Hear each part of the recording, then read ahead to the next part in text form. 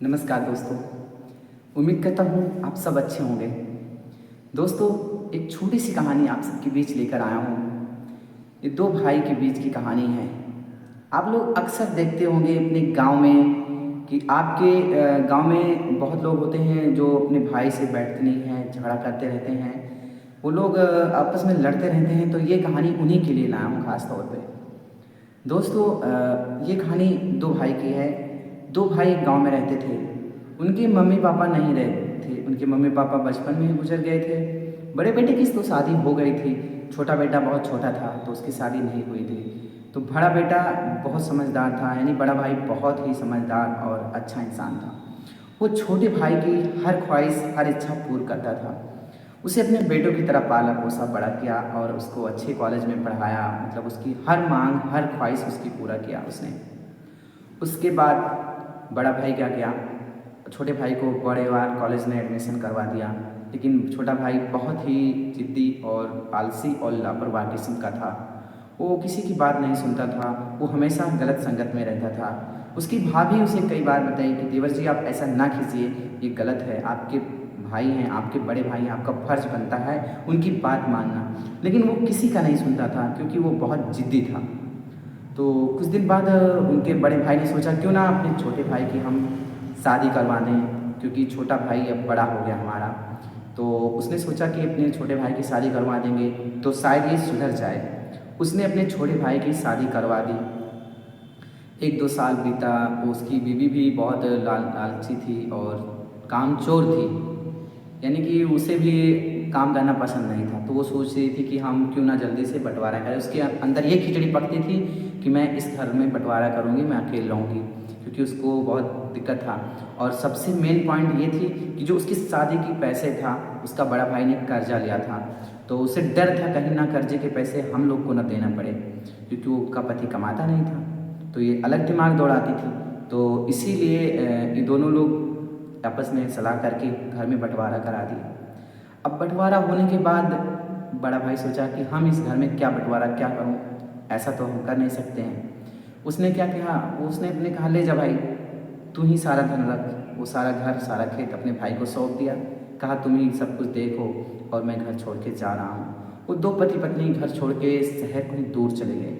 तो वहाँ पे जब गए तो उसमें शहर में वो जाके रहने लगे।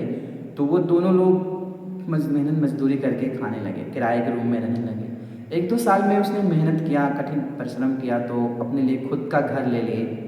और खुद के घर लेने के बाद वो लोग उसमें रहने लगे।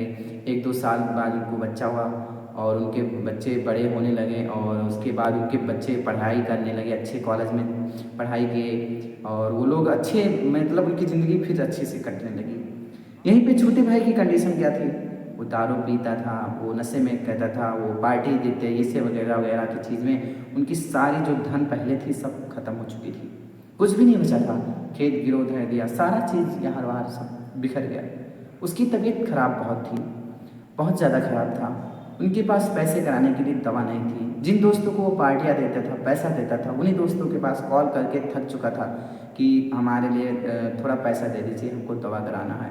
कोई एक दोस्त ने उसके साथ नहीं दिया, कोई सब मना कर दिए। हर जगह हर रिश्तेदार, यानी जितने भी दोस्त उसके थे, जितने भी उसके जो दोस्त और जो बहुत लोग जो थे, कोई नहीं उसके साथ दिया। हर रिश्तेदार उसको मना कर दिया। लास्ट में आखिर उन्होंने अपने भाई को ही याद किया। और उस वक्त में याद किया जब उन्हें ज़्यादा एक सख्त ज़रूरत थी, ज़्यादा परेशानी में थे, तब याद किया। उन्होंने अपने भाई को याद किया। जैसे ने उसके भाई ने सुना कि हमारे छोटे भाई की तबीयत खराब है, तुरंत उसने वहाँ से अपने फैमिली के साथ इसके यहाँ आ गए, घर पे पहुँचे और छोटे भाई को कुछ नहीं किया, बस तुरंत उन्हें हॉस्पिटल में ले गए, उनकी अच्छी दवाई करवाए, पैसा सारा अपना दिया उन्हें खुद। उसने एक भी शब्द नहीं पूछा कि भाई ने तुमने हमारे साथ गलत किया है, मैं नहीं करूँगा, कुछ भी नहीं बोला। ऐसा उन लोग ने किया, ऐसा व्यवहार किया कि उसके साथ कुछ हुआ ही नहीं है। तो दोस्तों, इस कहानी से ये सीख मिलती है कि अपने जो होते हैं भाई होते हैं वो कभी साथ नहीं छोड़ते हैं। भले कुछ दिन के लिए अलग रह सकते हैं लेकिन दिल में एक ही रहते हैं। और ये रिश्ता भगवान ने बना के भेजा है। तो इस रिश्तों को हम आपसे यही गुजारिश करेंगे कि पैसों के लिए, धन के लिए या किसी की लालच के लिए अपने रिश्तों को मत ठुकराओ। जो रिश्ते भगवान ने बनाए हैं, तो ये रिश्ते बहुत अनमोल रिश्ता होता है। भाई भाई काम बहुत आते हैं आपके। हर रिश्ता में आपने देख लिया होगा कितना कॉल करे, जिसको पार्टी देते थे वो लोग आज मुसीबत में आपका साथ नहीं दिए, यानी कि आपका भाई ही आपका साथ दिया, ताकि आपने उसे घर से निकाल दिया था, यानी कि कुछ भी नहीं रखा उसके पास, उसने एक जवान तक तुमने नहीं रोका कि मत जाओ। तो आपके मन में जो ये उथल पुथल मची रहती है वगैरह वगैरह, ये सब कभी किसी गलत सोच मत लाना, क्योंकि भाई सबसे बड़ा आपका मित्र होता है, सबसे बड़ा दोस्त होता है।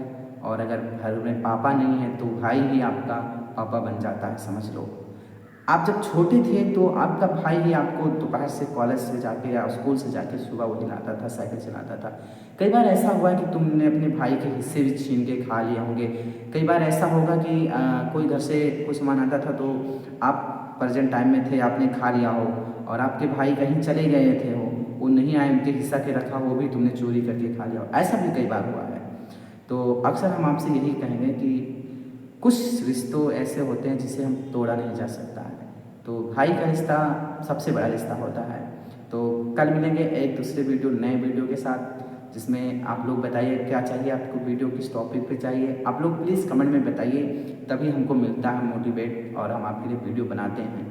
वैसे वीडियो नहीं बना पाते थे। तो दोस्तों, ये छोटी सी कहानी आप सबको कैसा लगा प्लीज़ बताइएगा। तो जाते जाते यही कहेंगे, कर दिखाओ ऐसा कि दुनिया करे आप भी जैसा। चलते हैं दोस्तों, जय हिंद, राम राम, दुआ सलाम।